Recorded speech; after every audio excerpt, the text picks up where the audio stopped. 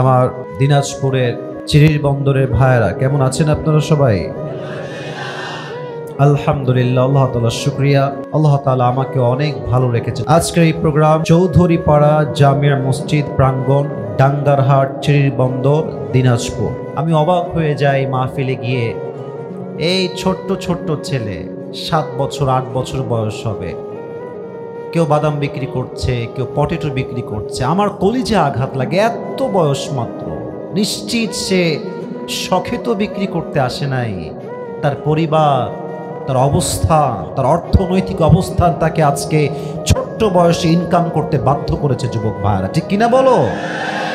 তোমাদের যাদের অনেক অভিযোগ জীবন নিয়ে, যে হুজুর আমি ভালো নাই, আমার এইটা নাই, ওইটা নাই, সেইটা নাই, যদি কখনো সময় পাও দিনাজপুরের রেল বন্দরে যেও, স্টেশনে যেও, বাস স্টেশনে যেও, দেখবা আল্লাহ তোমাকে ছাদের নিচে রেখেছে। অনেকে ঘুমানোর জন্য ছাদও পায় না, কম্বলও খুঁজে পায় না দিনাজপুরের ভাইরা, ঠিক কিনা বলে? গতকাল আমার মাহফিল ছিল বগুড়াতে। আমার যেই গাড়ি নিয়ে আমি মাহফিল করি, সেই মাহফিলটা বাসার থেকে বের হয়ে নষ্ট হয়ে গেছে। সেই গাড়ি চেঞ্জ করে অন্য আরেকটা গাড়ি, যেটা আমার গাড়ি নয়, ভাড়ার গাড়ি, কোনো মতে অ্যারেঞ্জ করে আমি নিয়ে আসছি। ওই গাড়িটা নিয়ে আসছি, ওই গাড়িটাও রাস্তায় নষ্ট হয়ে গেছে। দুইটা গাড়ি নষ্ট। রাত বাজে 12টা, কনকনে ঠান্ডা শীত, রাস্তায় কেউ নাই। কি করব? গাড়িতে কল দিচ্ছি, কেউ কলও ধরে। রাত বাজে 12টা 1টা, কেউ কল ধরে না। রেন্টে কারে কল দিলাম, ভাই একটা গাড়ি লাগবে আর্জেন্ট, ঘুমায় আছে, কেউ আসবে না। 2টার সময় এসে কোনো একটা সমাধান হলো, অন্য আর একটা গাড়ি আমি নিলাম। আর এই যে 2টা ঘন্টা সিএনজিতে বসে, এত কনকনে শীত, মনে মনে ভাবলাম যে ইস আল্লাহ, তুমি আমাকে এত কষ্ট দিচ্ছ, আমি এত কষ্টে আছি। একটু পর সিএনজির যে ড্রাইভার, তিনি আমাকে নিয়ে বগুড়ার যেই রেলওয়ে স্টেশন আছে, এটা তিনি ক্রস করলেন। আমি যা দেখলাম, সঙ্গে সঙ্গে পড়লাম যে আলহামদুলিল্লাহ, আল্লাহ আমাকে অনেক ভালো রেখেছে। আমি দেখলাম রেল লাইনে ছোট্ট ছোট্ট বাচ্চারা শুয়ে আছে, ছোট্ট ছোট্ট বাচ্চা, আর বুড়ি মহিলাগুলো শুয়ে আছে। কারো গায়ে ল্যাপ নাই, খাতা নাই, কোনো মতে একটা ছেঁড়া বোড়া চাদর গায়ে দিয়ে ঘুমায় আছে। তখনই আমি বুঝতে পারলাম যে আমাদের রব আমাদেরকে তাদের চাইতে 1000 গুণ বেশি শান্তিতে রেখেছে। যুবক ভাইরা আমার, ঠিক কিনা বলো? এই জন্য সবাই দিল খুলে মন খুলে পড়েন আলহামদুলিল্লাহ। না, এটা মন খুলে হয় নাই, পড়েন সবাই আলহামদুলিল্লাহ। আজকের প্রোগ্রামে বসতে পেরে আমরা সবাই খুশি না বেজার? তুমি আরেকবার এসে আরেকটু ব্ল্যাক টিপ মেরে দাও কলিজার ভাই, কোনো ক্ষোভ নাই, আমি ধমক দেওয়ার লোক না, একটু বেঁধে দাও, বারবার খুলে যাচ্ছে এটা। আজকের এই মাহফিলে যারা এসেছেন, বিবাহিত কে কে আছেন একটু হাত তো, বিবাহিত ভাইয়েরা? আচ্ছা আচ্ছা, হাত নামান, হাত নামান। এবার যাদের বউ চৌ কেউ নাই, সিঙ্গেল ভাইরা, তোমরা একটু হাত তোলো তো দেখি। ইন্না লিল্লাহ। আপনাদের কারো বউ নাই? সত্যি না মিথ্যা? আরে সত্যি সত্যি।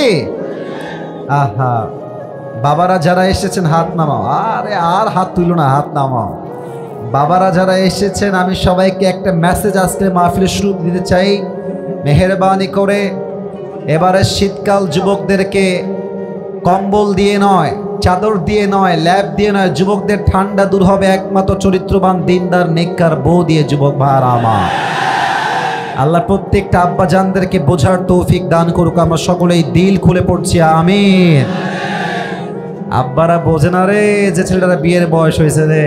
আহা, অনেক সময় বাবা বোঝে, বাট মেয়েরা বোঝে না। মেয়েরা খালি টাকা পাইলে বিয়ে করতে চায়, টাকা ছাড়া বিয়ে করতে চায় না।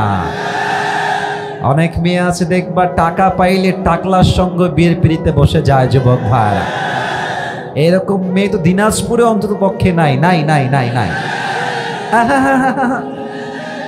আরে নাই রে ভাই। আল্লাহ যেন হেদায়াত দান করে, সকলেই মন খুলে পড়ে আমিন। অনেক বোনেরা আমাকে দেখছেন, অনেক বোনেরা আমাকে শুনছেন। আমি সকলকে উইথ ডিউ রেসপেক্ট 2টা কথা বলতে চাই। নাম্বার 1, প্রিয় বোন আমার, শ্রদ্ধার সাথে আপনাকে বলছি, বোরকা পড়লেই কিন্তু আসলে প্রকৃতপক্ষে দিনদার হওয়া যায় না দিনাজপুরের ভাইয়েরা। আমরা দিনাজপুরে দেখেছি, রংপুরে দেখেছি, রাস্তাঘাটে পার্কে যত মেয়ে প্রেম করে বেড়ায় তার 80% মেয়ে হচ্ছে বোরকাওয়ালি মেয়েরা প্রেম করে বেড়ায় যুবক ভাই। I don't measure everyone equally. সব মেয়েকে এক পাল্লায় মাপলে আমি আসিফের চরম লেভেলের ভুল হবে এইটা। Everyone has different kind of personality. সবার ব্যক্তিত্ব এক নয়, এক একজন এক এক রকম ব্যক্তিত্ব বিলং করে। তবে হ্যাঁ, একজন বোরকাওয়ালি চরিত্রহীন নারীর জন্য হাজার চরিত্রবান বোরকাওয়ালি মেয়ের বদনাম হয়ে যায়।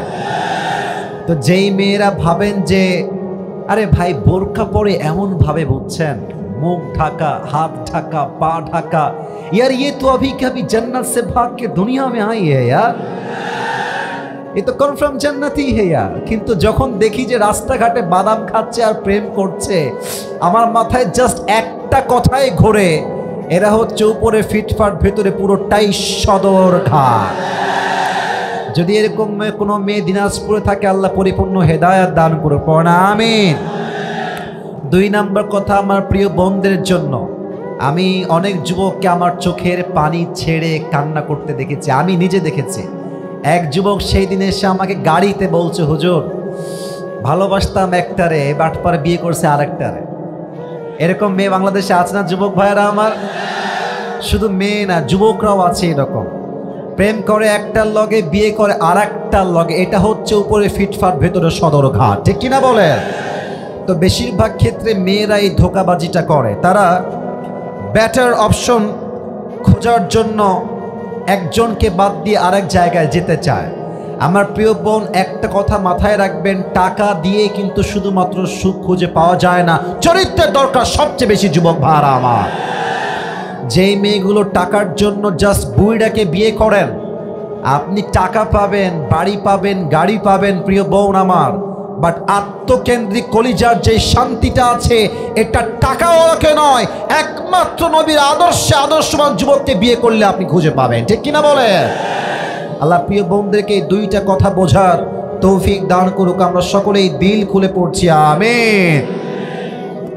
প্রিয় ভাইয়েরা, বসার জায়গা থাকলে বসে যান, তাফসীর শুরু হবে তো। আমি তো বললাম বসে যেতে, বসে পড়েন, বসে পড়েন, জায়গা আছে, বসেন বসেন, বইসা যান, বসেন। আর কেউ ডান বাম কইরেন না, সবাই একটা কাশি দেন, তাকবীর দিবেন, এমন ভাবে যেন প্রমাণ হয়ে যায় দিনাজপুরের সন্তান আমরা, কাপুরুষের সন্তান নই, আমরা সব বীর পুরুষের সন্তানগুলো এখানে বসে আছে। লিল্লাহি তাকবীর। বাবা রে বাবা, মাশাআল্লাহ, আরেকবার দেন, লিল্লাহি তাকবীর। কোরআন থেকে আমি আসিফ আজকে একটা আয়াতের তাফসীর পেশ করব। তবে আয়াতের তাফসীর পেশ করার পূর্বে আমার কলিজার টুকরা মুরব্বী আব্বাজান যারা এসেছেন, আমার যুবক ভাইয়েরা যারা এসেছেন, মায়েরা বোনেরা যারা এসেছেন, সবার জন্য আজ 3টা নসিহত বলেই আমি আমার তাফসীরে ফিরে যাব। আপনারা সবাই শেষ পর্যন্ত দোয়া করে যাবেন তো ইনশাআল্লাহ? না আসতে বললেন কেন? সবাই বলেন ইনশাআল্লাহ। 3টা নসিহত সবার জন্য। নাম্বার 1, আমরা যেই সালে আছি এটা হচ্ছে 2000 কত সাল? 24 সাল। মাসটা কিন্তু ডিসেম্বর, বছর কিন্তু শেষ। অনেকে দেখবেন বছরের শেষ রাতে গুনাহের জন্য তওবা না করে শুভ নববর্ষের নামে রাস্তাঘাটে গান বাজিয়ে বেহায়াপনা করবে যুবক ভাইরা আমার। না, এইটা করা যাবে না। আমি সবার কাছে এই 2024 সালের শেষ মুহূর্তে এসে ক্ষমা চাচ্ছি আমার প্রিয় ভাইরা। আমি যদি কখনো কাউকে নোয়িংলি অথবা আননোয়িংলি, ইচ্ছাকৃত অথবা অনিচ্ছাকৃত কাউকে কখনো কোনোভাবে হার্ট করে থাকি, কষ্ট করে থাকি, ফার্স্টলি মাই আল্লাহ ফরগিভ মি, প্রথমে আল্লাহ আমাকে মাফ করুক। আমি আপনাদের সবার কাছেও মাফ চাই।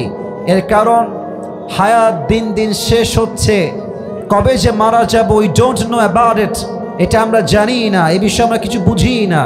যে কোনো মুহূর্তে মালাকুল মউত চলে আসতে পারে আমাদের চোখের সামনে। 2024 সালের শেষে এসে সবার কাছে আমি দিল থেকে মাফ চাই। আল্লাহ যেন আমাদের সবাইকে একে অপরকে মাফ করার তৌফিক দান করে। সকলেই মন খুলে পড়েন আমিন। কে কতটুকু বাঁচবো আমরা জানা নাই। 2024 সালটাই হতে পারে আমার জীবনের শেষ সাল। হয়তো নেক্সট সালে আমি কবরের বাসিন্দা হয়ে যাব। আপনারা আমাকে সবাই মাফ করে দিবেন, আমিও আপনাদের সবাইকে দিল থেকে মাফ করে দিলাম। বলেন সবাই আমিন। নাম্বার 1 মাফ চাইলাম। সবাই সবার কাছে মাফ চেয়ে নেবেন, ভাই ভাইয়ের কাছে, বউ স্বামীর কাছে, স্বামী তার বউয়ের কাছে।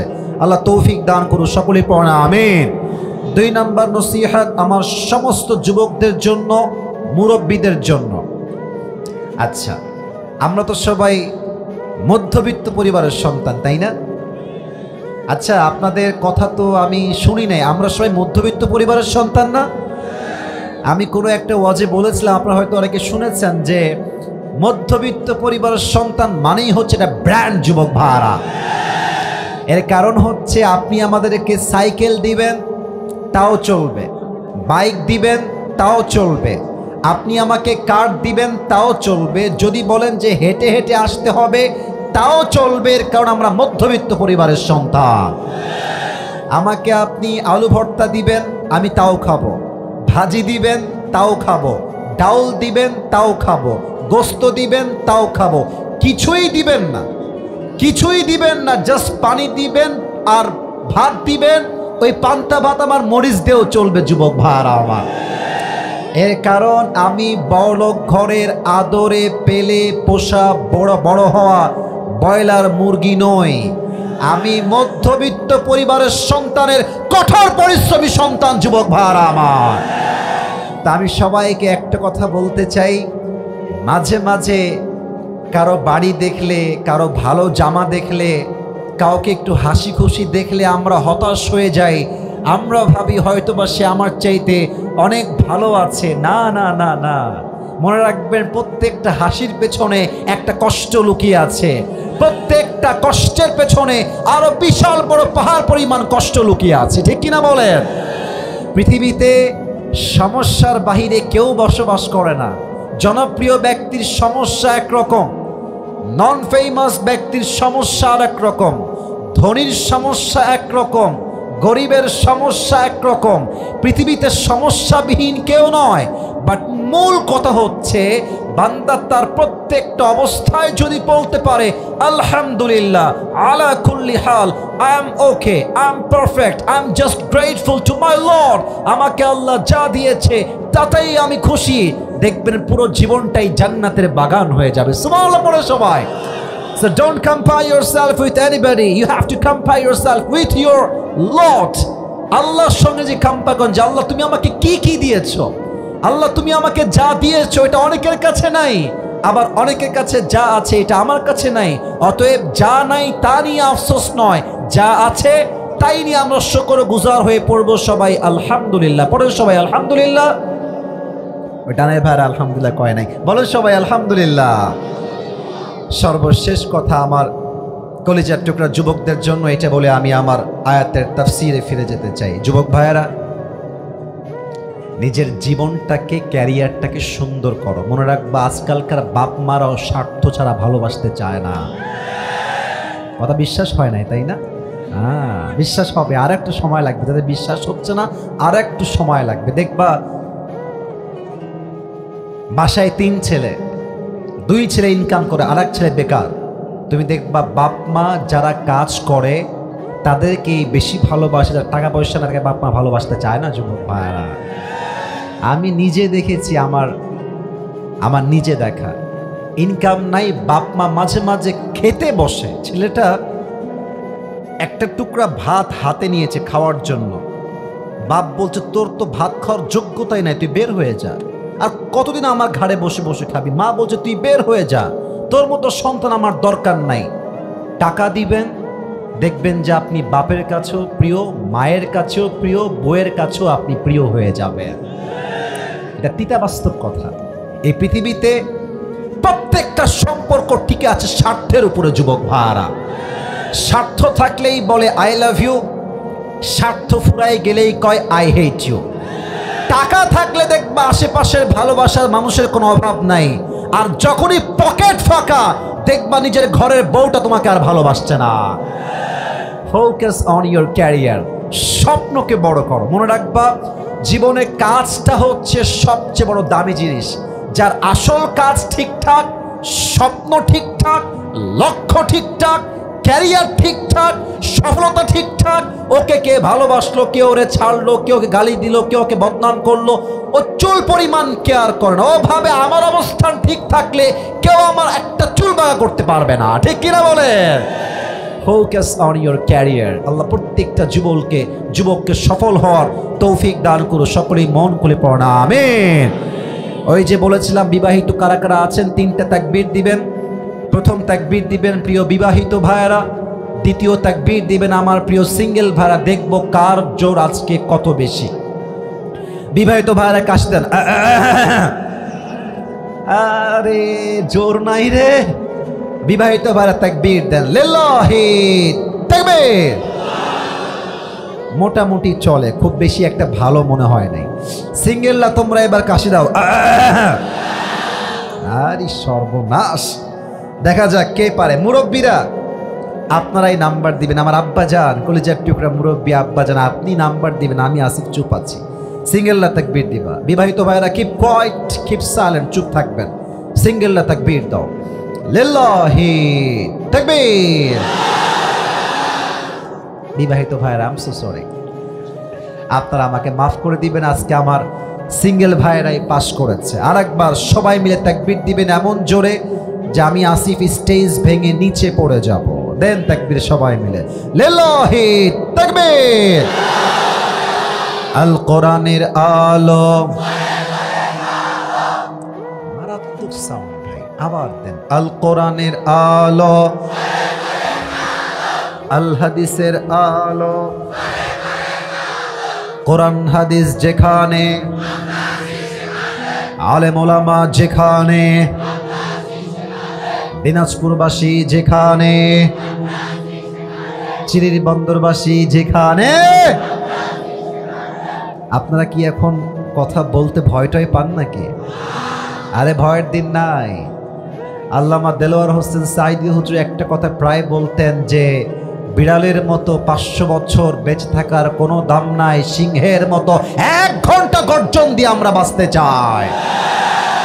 উনি এটা প্রমাণ করেছেন, ঈমান যদি হয় তাজা, পুরো জীবনটাই জেলখানায় কাটানো যায়, শহীদ হওয়া যায়, বাট মরতে মুমিন বাতিলের সামনে জীবন দিতে প্রস্তুত আছে, বাট তার মাথাকে বাতিলের সামনে মুমিন বান্দা নত করতে প্রস্তুত নয়। যুবক ভাইরা, দিস ইজ ঈমান। এটাই হচ্ছে ঈমান। সেই ঈমান থেকে আজ কিছু কথা বলার চেষ্টা করব। সকলেই আমরা দিল খুলে বলছি ইনশাআল্লাহ। আজ আমরা তাফসীর করব কোরআনুল কারীমের 4 নাম্বার পারার থেকে। আমি সবার থেকে উত্তর চাই, কত নাম্বার পারা? ভাই এখানে মিডিয়ার রেকর্ড চলছে, আপনারা আওয়াজ কমায় না, দিনাজপুরের বদনাম হবে। আবারও বলেন, কত নাম্বার পারা? হ্যাঁ, দিস ইজ দ্য সাউন্ড। এটাই চাই আমি সবার থেকে। সূরাটার নাম হচ্ছে সূরাতু আলে ইমরান। বলেন সবাই, সূরাতু আলে ইমরান। আমরা আব্বাজানরা কথা বলছি, মাশাআল্লাহ। বলেন তো সবাই, সূরাটার নাম কি? আলে ইমরান, মাশাআল্লাহ। আয়াত সংখ্যা হচ্ছে 102। বলেন সবাই, কত নাম্বার আয়াত? 102। এই সূরাতে আল্লাহ তাআলা এই আয়াতে আমাদের জন্য 2টা মেসেজ দিয়েছেন। বলেন সবাই আওয়াজ দিয়ে, কয়টা মেসেজ? যে কোনো আয়াতের তাফসীর পেশ করতে গেলে মোট 4টা জিনিস খুব বেশি প্রয়োজন হয়। There are 4 things that is most important to talk about. 4টা বিষয়কে হাইলাইট না করলে কোন আয়াতের তাফসীর কখনো পারফেক্টলি করা যায় না। 4টা বিষয়।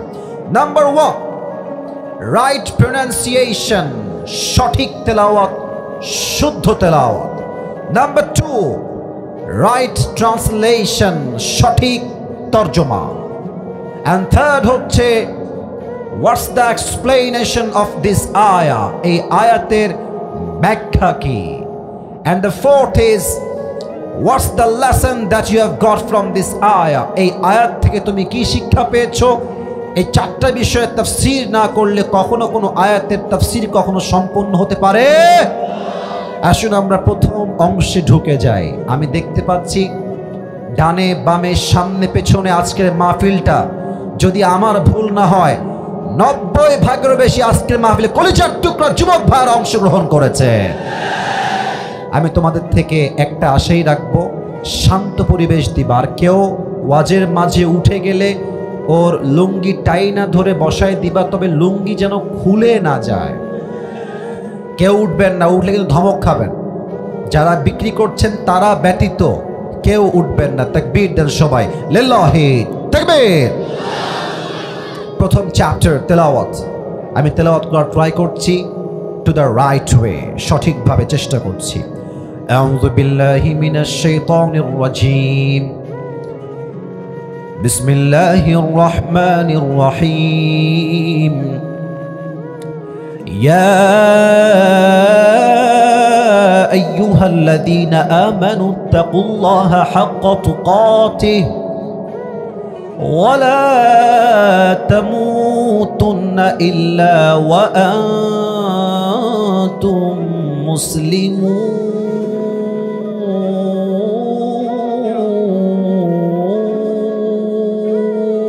আল্লাহু আকবার। সঠিক তেলাওয়াত। Now I will try my best to translation of this ayah, to translate of this ayah. আমি এই আয়াতের তরজমা করার ট্রাই করছি। আল্লাহ তাআলা বলছেন, O you who believed, fear your Lord as he should be feared. وَلَا تَمُوتُنَّ إِلَّا وَأَنْتُمْ مُسْلِمُونَ, and do not die except as a Muslim. দুইটা message. এক, হে ঈমানদারেরা, তোমরা তোমাদের রবকে ভয় করো ভয় করার মতো। জাস্ট ফোকাস অন দিস আয়া, একটু বুঝবেন। আল্লাহ বলছেন শুধু ভয় করো, it's exactly not like that, এতটুকুই শেষ নয়। আল্লাহ বলছেন হাক্কা তুকাতি, ভয় করার মতো ভয় করো। ওয়ালা তামুতুন্না ইল্লা ওয়া আনতুম মুসলিমুন, যেহেতু তোমাদেরকে মরতেই হবে, তোমরা মুসলমান না হয়ে মারা যেও না। আবারও বলছি, যেহেতু তোমাদেরকে মরতেই হবে, কুল্লু নাফসিন যায়িকাতুল মাউত, everyone has to take the test of death, প্রতিটা মানুষকে মৃত্যুর স্বাদ যেহেতু গ্রহণ করতে হবে, অতএব মরার সময় মুসলমান না হয়ে মরে যেও না। এই হচ্ছে আয়াতের সাবলীল তর্জমা, রাইট ট্রান্সলেশন। এবার আমরা আসব ব্যাখ্যা। প্রথমেই আল্লাহ তাআলা এখানে বলেছেন তাকওয়ার কথা। প্রথমে আমরা জানব যে তাকওয়া কাকে বলা হয়, কোরআন তাকওয়া নিয়ে কি বলে, আল্লাহর হাবিব তার হাদিসে তাকওয়াকে কিভাবে হাইলাইট করেছেন, এই বিষয়টাকে আমরা হাইলাইট করার ট্রাই করব। ফার্স্ট অফ অল আমি তাকওয়ার বেনিফিটটা বলতে চাই, লাভ বলতে চাই। একটা ব্যবসা আপনি যখন করবেন, যদি আপনি জানেন যে ব্যবসাটা করলে আমি কোটি কোটি কোটি টাকার মালিক হয়ে যাব, দেখবেন ব্যবসা করতে আপনার আগ্রহ বেড়ে যাবে। কথা ঠিক আছে কিনা বলে? মনে করেন আপনাদের চিরিবন্দর বা দিনাজপুরে সবচাইতে ফেমাস ব্যবসা, যেটা প্রায় মানুষই করে থাকে, ব্যবসার নামটা কি বলেন তো? লিচু। আচ্ছা, দিনাজপুরের লিচু, তাই না? আচ্ছা, আপনি জানেন যে লিচুর ব্যবসা করলে আমার সিজনে প্রায় লাখ লাখ টাকা লাভ হবে, আপনার ইন্টারেস্ট বেড়ে যাবে, আগ্রহ বেড়ে যাবে। তো তাকওয়া অর্জন করলে লাভ কি, এটা জানলে আপনার তাকওয়া অর্জন করতে মনে চাইবে। আমি তাকওয়া অর্জনের 3টা লাভ বলবো কোরআন থেকে। বলেন সবাই তো কয়টা? আমি শুনি নাই, আমাকে জোরে না বললে আমার ওয়াজ ভালো হয় না। বলেন সবাই কয়টা? এক, যেই বান্দা তাকওয়া অর্জন করবে, আল্লাহ তাআলা বলছেন ওয়া মান ইয়াত্তাকিল্লাহা ইয়াজআল লাহু মাখরাজা, whoever fear of his Lord, যেই বান্দা আল্লাহকে ভয় করে, আল্লাহ will make a way out for them।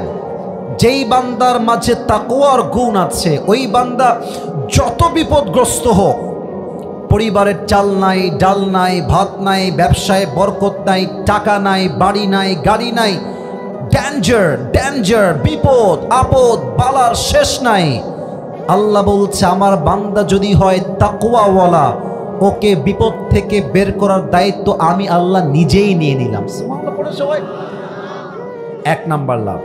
আবার আল্লাহ তাআলা বলছেন ওয়ায়ারযুকুহু মিন হাইসু লা ইয়াহতাসিব, যেই বান্দার হৃদয়ে আল্লাহর ভয় থাকবে, তার যতই রিজিকের কমতি হোক না কেন, যতই অভাব হোক না কেন, আল্লাহ বলছেন আমি তাকে এমন জায়গার থেকে রিজিক প্রোভাইড করব, এমন জায়গার থেকে খাবার দিব, রিজিক দিব, লা ইয়াহতাসিব, they never could imagine before, এমন জায়গার থেকে রিজিক দিব, I will provide the sustenance from the sources they could never imagine before, এমন ভাবে আপনার সামনে রিজিক চলে আসবে, আপনি কল্পনাই করতে পারবেন না যে রিজিকটা আসলে আসলো কই থেকে, বাট দিয়েছে একজন। আওয়াজ দিয়ে বলেন সবাই, তিনি কে? 2 নাম্বার লাভ। 3 নাম্বার লাভ আরো মারাত্মক। আচ্ছা বলেন, দিনাজপুরের চিড় বন্দরের ভাইয়ারা, আমরা সবাই জান্নাত চাই কি চাই না? আমার আব্বাজানরা বলেছে, আপনারা আমার আওয়াজটা মনে হয় বোঝেন নাই, আমরা সবাই মুসলমান হিসেবে জান্নাত চাই কি চাই না?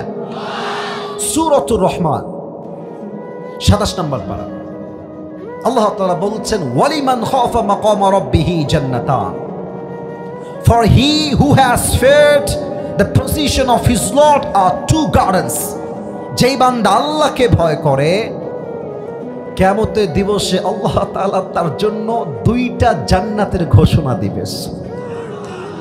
আপনি একটা জান্নাতের মালিক হবেন না, আল্লাহ বলবে যেহেতু তোমার মাঝে আমার ভয় ছিল, তাকওয়া ছিল, আমি আল্লাহ তোমাকে আজকে 2টা জান্নাতের মালিক বানাই দিলাম। আল্লাহু আকবার।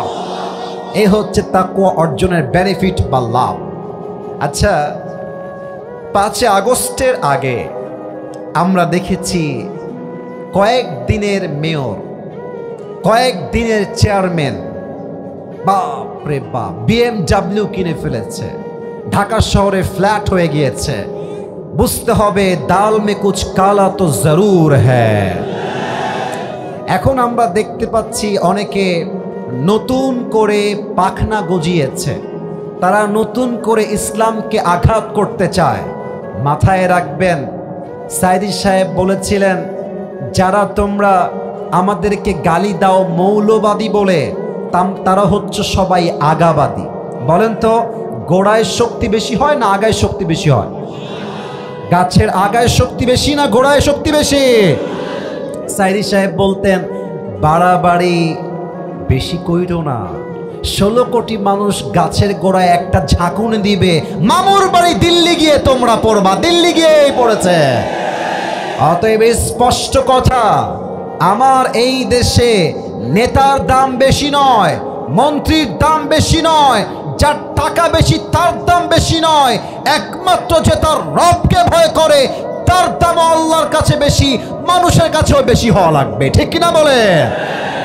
ইন্না আকরামাকুম ইনদাল্লাহি আতকাকুম, indeed the most noble of you is the most righteous of you। আল্লাহ তাআলা বলছেন, তোমাদের মাঝে সবচেয়ে সেরা ইনসাইট অফ আল্লাহ সুবহানাহু ওয়া তাআলা, আল্লাহর কাছে সে যার হৃদয়ে ভয় আছে এক সত্তার। আওয়াজ দিয়ে বলেন সবাই, তিনি কে?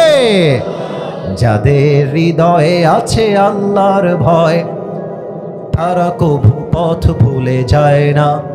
আল্লাহর প্রেম ছাড়া এই দুনিয়ায় কারো কাছে কোনো কিছু চায় না। ঠিক কিনা বলেন? রাতের আধারে যারা সিজদাতে রয়, 2 চোখের অশ্রুতে নদী যেন বয়, ছলনার হাত ছানি যতই আসুক, ছলনার হাত ছানি যতই আসুক, পেছনে ফিরেও সে তাকায় না। পড়েন না সবাই, যাদের হৃদয়ে আছে আল্লাহর ভয়, তারা কভু পথ ভুলে যায় না। আল্লাহর প্রেম ছাড়া এই দুনিয়ায় কারো কাছে কোনো কিছু চায় না। ঠিক কিনা বলে? এবার আসুন, তাকওয়া কাকে বলে? তাকওয়ার আমি আসিফ হুজুর আজকে চিড়িবন্দরের মাটির তাকওয়ার আমি 2টা ডেফিনেশন দিব, 2টা সংজ্ঞা। বলেন সবাই, কয়টা? 2টা। 1, উবাই ইবনে কাব রাদিয়াল্লাহু তাআলা আনহুকে একবার ওমর ফারুক ডাক দিয়ে বললেন, হে উবাই ইবনে কাব, তুমি আমাকে বলো তো, মা তারিফুত তাকওয়া, what is the definition of তাকওয়া? তাকওয়া কাকে বলে? এদিকে ড্রোন মরণ না, এদিকে তাকাও সবাই, আমার দিকে তাকান সবাই। উবাই ইবনে কাবকে ওমর বললেন, হে উবাই ইবনে কাব, আমাকে বলো তাকওয়া কাকে বলা হয়? উবাই ইবনে কাব বললেন, ইয়া ওমর, ইয়া খলিফাতুল মুসলিমিন, আপনি কি কখনো কাঁটাযুক্ত রাস্তায় হেঁটেছেন, চতুর্পাশে কাঁটা আর সাপ বিচ্ছু? বলছে ইয়েস, আমি অনেকবার জঙ্গলে হেঁটে এসেছি। বাট কেন? বলছে আপনি জঙ্গল যখন কাঁটা থাকে আপনি হাঁটেন কেমন করে, আপনার হাঁটার স্টাইল ছিল কেমন করে? তো ওমর ফারুক বললেন যে আমার যেই, আমি পা তুলতে পারছি না সরি, জুতা, এটা আমি পরি বুট জুতা, যাতে করে কোনো কাঁটা ভেতরে ঢুকে না যায়। আর আমি আমার হাতে অলওয়েজ একটা লাঠি রাখি, যদি কোনো সাপ বা বিচ্ছু আমাকে অ্যাটাক করতে আসে আমি সাপকে লাঠি দিয়ে প্রতিহত করব। উবাই ইবনে কাব বললেন that is the definition of তাকওয়া, এটাই হচ্ছে তাকওয়া। ওমর ফারুক বললেন এটা কেমনে? লা মুহাল, এটা তাকওয়ার সংজ্ঞা হয় কেমনে? প্লিজ এক্সপ্লেইন টু মি, ব্যাখ্যা করেন, এর ব্যাখ্যা আসলে কি? এবার উবাই ইবনে কাব ডাক দিয়ে বলছে ইয়া ওমর, ইয়া খলিফাতুল মুসলিমিন, এই দুনিয়ার জমিনে যখন আপনি চলতে যাবেন, একদিকে আছে হালাল আর একদিকে আছে হারাম। মনে করেন আমাদের এই বাংলাদেশে আজকাল মামা খালু না থাকলে সরকারি চাকরি পাওয়াই যায় না। সরকারি কেন, যে কোনো চাকরি পেতে গেলেই বলবে যে মিষ্টি আর চা খাওয়ার জন্য 5 লাখ টাকা দিলেই আপনার চাকরিটা হয়ে যাবে।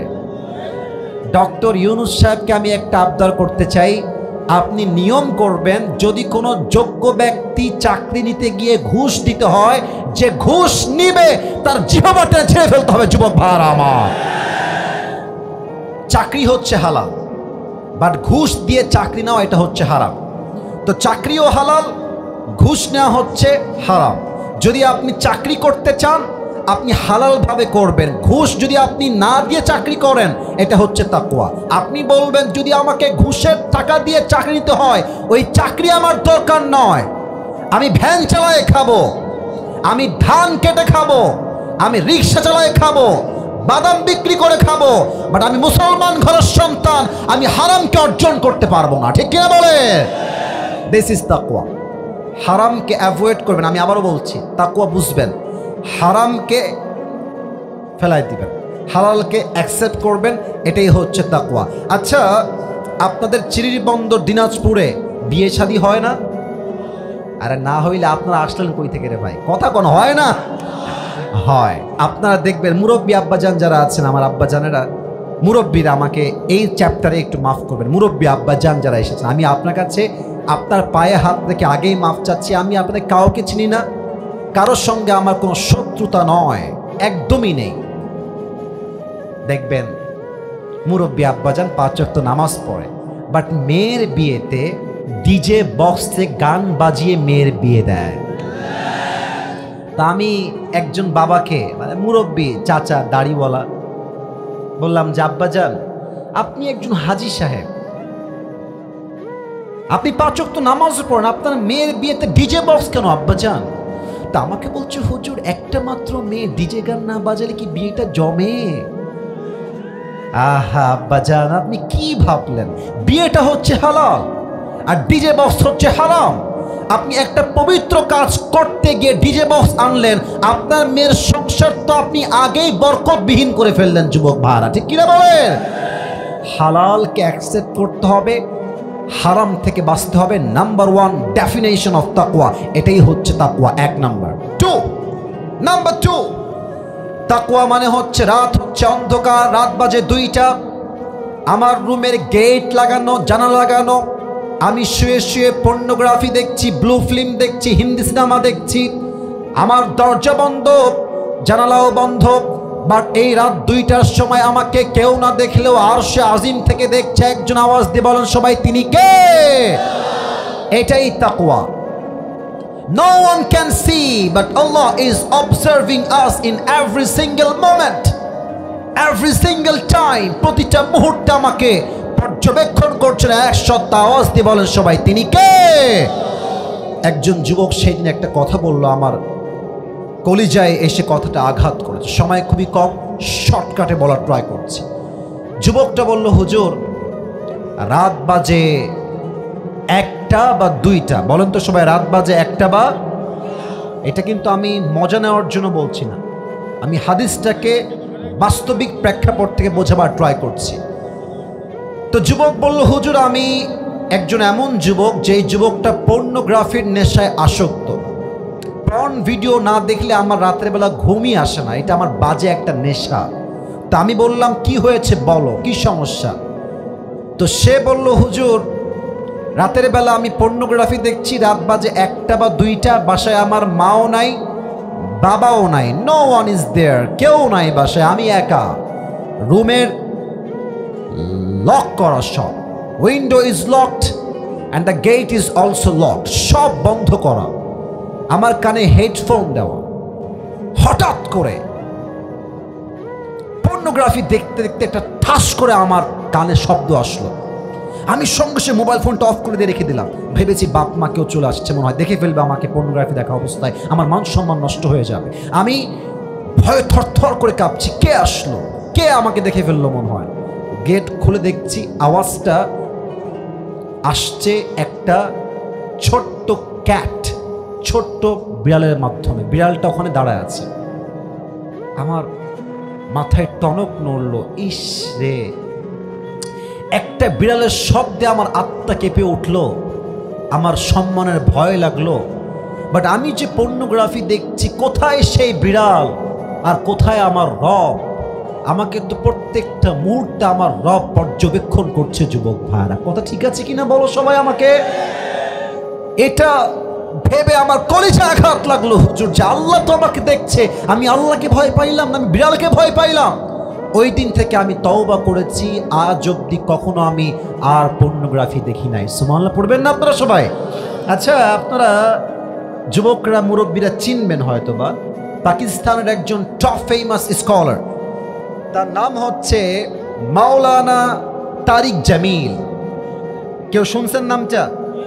পাকিস্তানের একজন টপ ফেমাস স্কলার। আমি আসিফের তো জামা কাপড়ের রং ঢঙের শেষ নাই, সানগ্লাস একরকম, টুপি একরকম, জুব্বার একরকম, ব্লেজার একরকম। আমরা একটু স্টাইলিশ, কোয়ালিফাইড, মডার্ন হওয়ার ট্রাই করি। বাট মাওলানা তারিক জামিল একদম সাদা সিধে মানুষ। অলওয়েজ সাদা পাঞ্জাবি, অলওয়েজ সাদা পায়জামা, অলওয়েজ সাদা পাগড়ি। কালকে বা কয়েকদিন আগে আমি তার ইউটিউবে একটা লেকচার শুনছিলাম অ্যাবাউট তাকওয়া, তাকওয়া নিয়ে।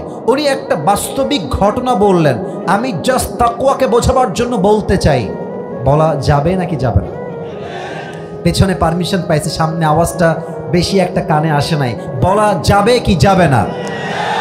উনি বললেন, যেহেতু উনি পাকিস্তানের মানুষ, তো ওনার কথা কিন্তু উর্দু ভাষায় ছিল। আমি জাস্ট বোঝাবার স্বার্থে মাঝে মাঝে কথাগুলো কোট করার ট্রাই করছি। মাওলানা তারিক জামিল বললেন, একজন যুবক, মুসলমান ইমানদার যুবক, হুজুর টাইপের, তাবলীগ করে সে। তো সে খ্রিস্টানদের মিশনারি যে হসপিটাল থাকে ওখানে ভর্তি হয়েছে রোগের চিকিৎসার জন্য। এবার বলেন তো, খ্রিস্টানদের যে হসপিটালগুলো থাকে ওখানকার নার্স যারা হয়, নার্স, তারা কি মুসলমান হয় না খ্রিস্টান হয়? এই তো বুঝে গেছেন, মুসলমান হয় না খ্রিস্টান হয়? খ্রিস্টান হয়।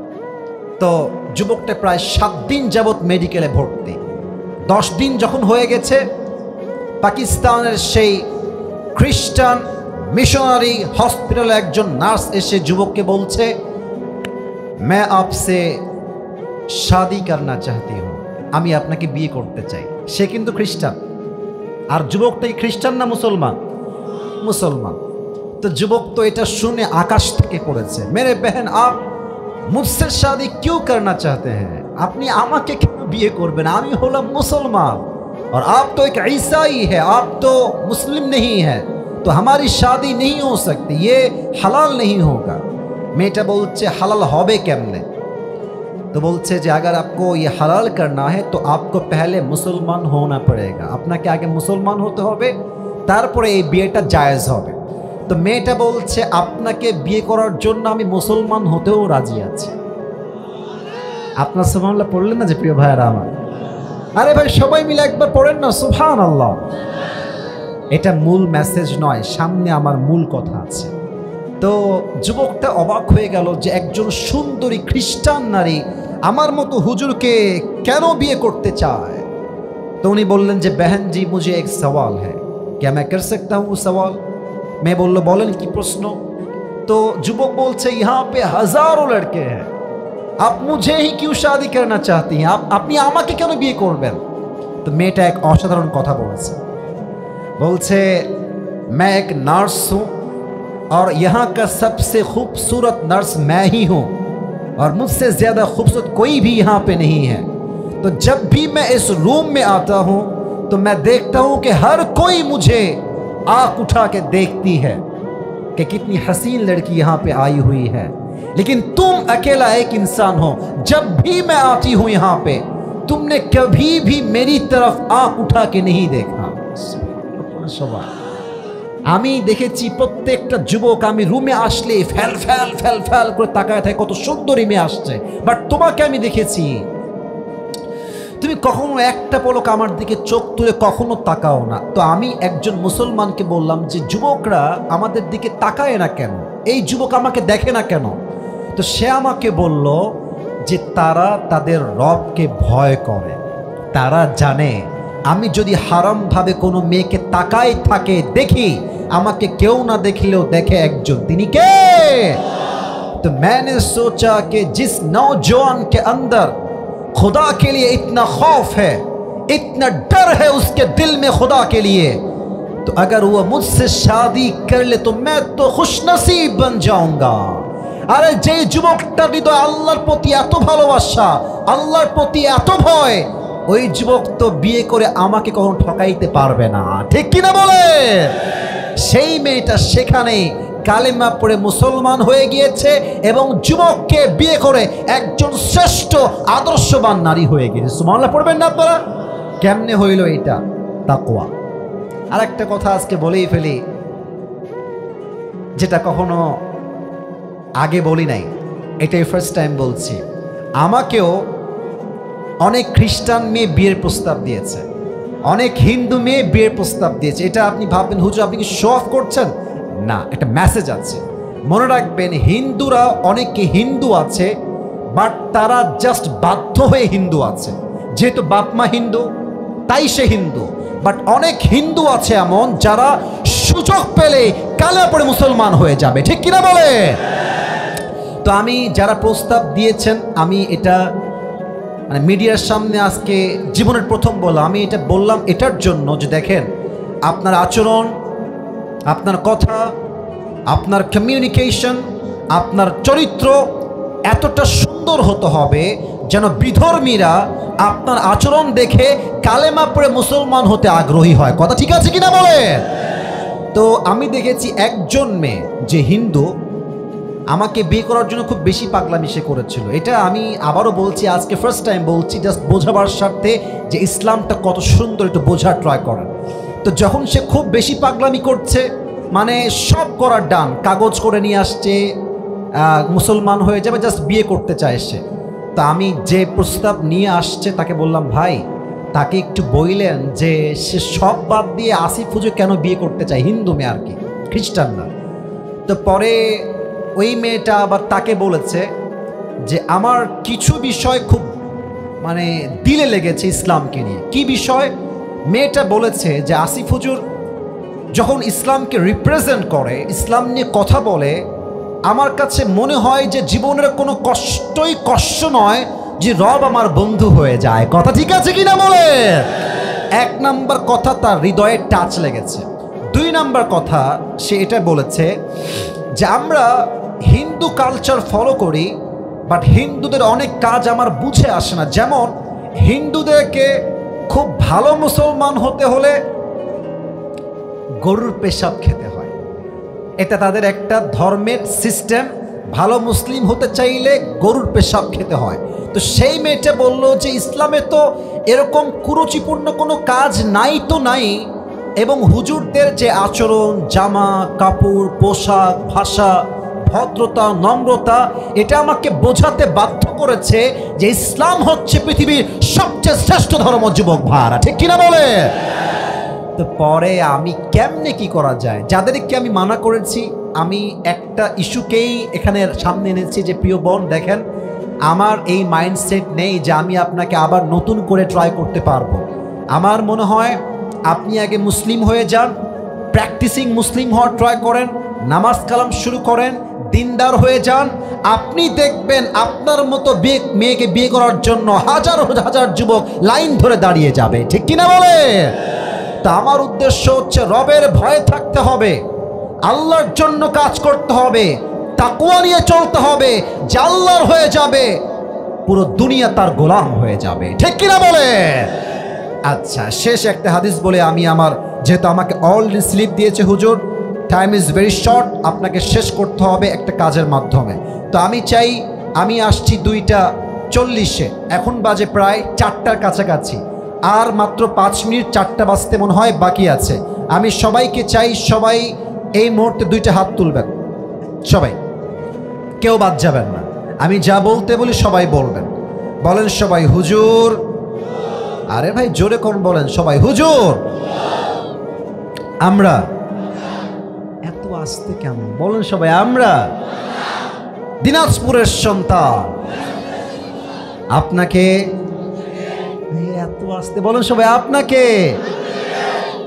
এবার জোরে বলবেন, ওয়াদা দিলাম আমরা কেউ দোয়া না করে উঠে যাব না। হাত কোথায়? এমনি উঠে যাব না। সবাই বলেন দিল খুলে ইনশাআল্লাহ। আর একবার বলেন সবাই ইনশাআল্লাহ।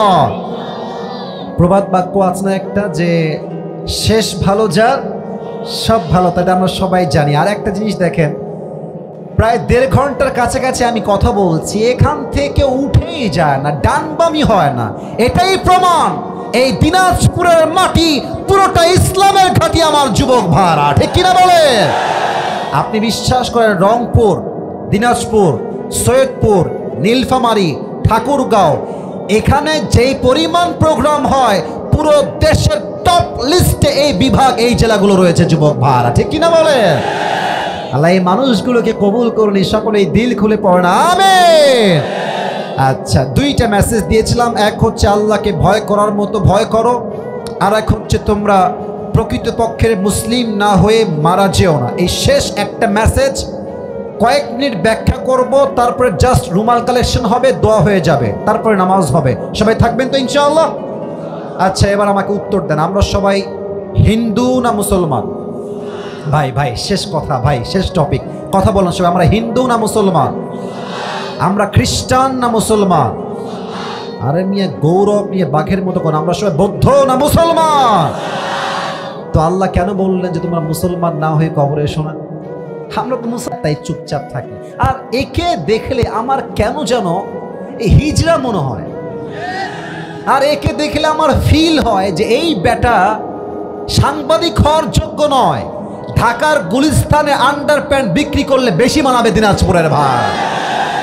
আমরা মুসলমান ঘরের সন্তান, তাই আমরা দাঙ্গা চাই না। তবে ভারতকে বুঝতে হবে, আমরা সংখ্যায় কম হতে পারি, বাট আমাদের মাঝে ইমানের জোর আছে, কোরআনের ভালোবাসা আছে। পানি যতই নম্র হোক, যতই ঠান্ডা হোক, বাট পানির স্রোত যখন একবার শুরু হয়ে যায়, পানির তর্জন গর্জন স্রোতে আকাশ সমান পাহাড়কেও পানি ভেঙ্গে চুরে 2 টুকরো করে দেয় যুবক ভাড়া আমার।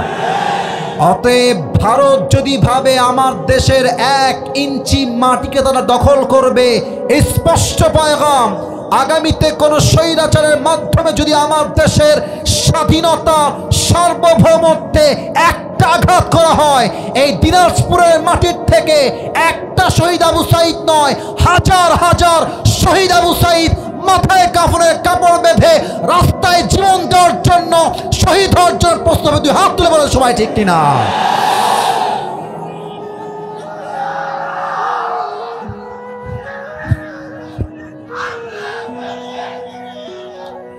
এটা এটা শুধু দিনাজপুরের মাটি নয়, এটা রংপুরের মাটি। কারণ দিনাজপুর হচ্ছে রংপুর বিভাগের মধ্যে পড়ে। কথা ঠিক আছে কিনা বলেন সবাই আমাকে? আর রংপুরের নাম শুধুমাত্র আজকে বাংলাদেশে নয়, গোটা বিশ্বের প্রত্যেকটা কান্ট্রিতে রংপুরের নাম পৌঁছে গিয়েছে যুবক ভাইরা আমার। এই বাংলাদেশ দ্বিতীয়বার স্বাধীন হয়েছে, এই স্বাধীনতার সূচনার দ্বিতীয় ইতিহাস তৈরি হয়েছে রংপুরের শহীদ আবু সাঈদের মাধ্যমে। যদি আগামীতে এই বাংলাদেশে ইসলামের রাজ কায়েম হয়, ইসলামের পতাকা যদি পট পট করে উঠতে হয়, রংপুরের মাটির থেকে ইসলামের পতাকা, কালেমার পতাকা পট পট করে যুবক ভাইরা আমার। আর একটা কথা সবাইকে বলতে চাই, শেষ কথা, আল্লাহ বলছেন মুসলমান না হয়ে কবরে এসো না। অতএব আমরা হয়তো মুসলমান নামে হয়েছি, কাজে হতে পারি নাই, দাড়িও আছে, টুপিও আছে, সুদ খাই, ঘুষও খাই, এটার নাম আসল মুসলমান নয়। মুসলমান হবে সেই মুসলমান, আসল মুসলমান যার সামনে বাতিলের মসনদ থরথর করে কাঁপবে, বা সেই মুসলমান বাতিলের সামনে মাথা করতে প্রস্তুত হবে না। ঠিক কিনা বলে? আল্লামা মামুনুল হক সাহেব নাম শুনছেন আপনারা সবাই? আমির হামজা হুজুর নাম শুনছেন আপনারা সবাই? মিজানুর রহমান আজহারি নাম শুনছেন না আপনারা সবাই? তাদের কাউকে দেশ ছাড়া করে, কাউকে মাতৃভূমির মাটিতে জেলখানায় ভরে তারা ইসলামকে দমন করতে চেয়েছে। বাট 5 আগস্টের পরে স্পষ্ট প্রমাণ হয়ে গিয়েছে যারা ইসলামকে নির্বংশ করতে চায়, আল্লাহ তাদেরকে নির্বংশ করে রেখে দেয়। যুবক ভাইরা আমার, আজহারি আবার এই মাস থেকে তাফসীর মাহফিল শুরু করবে 27 ডিসেম্বর থেকে। আমাদের বিশ্বাস এই পুরো বাংলাদেশ ইসলামের রাজ্য কায়েম হয়ে যাবে ইনশাআল্লাহ। আর যদি এই বাংলাদেশে ইসলামের রাজ কায়েম করতে, কোরআনের রাজ কায়েম করতে বুকের তাজা রক্ত ঢালতে হয়, এই বুকের তাজা রক্ত ঢেলে এই দেশের মাটিতে আল্লাহর রাজ কায়েম করতে কারা কারা প্রস্তুত, হাত তোলার লাগে দেখায় দাও।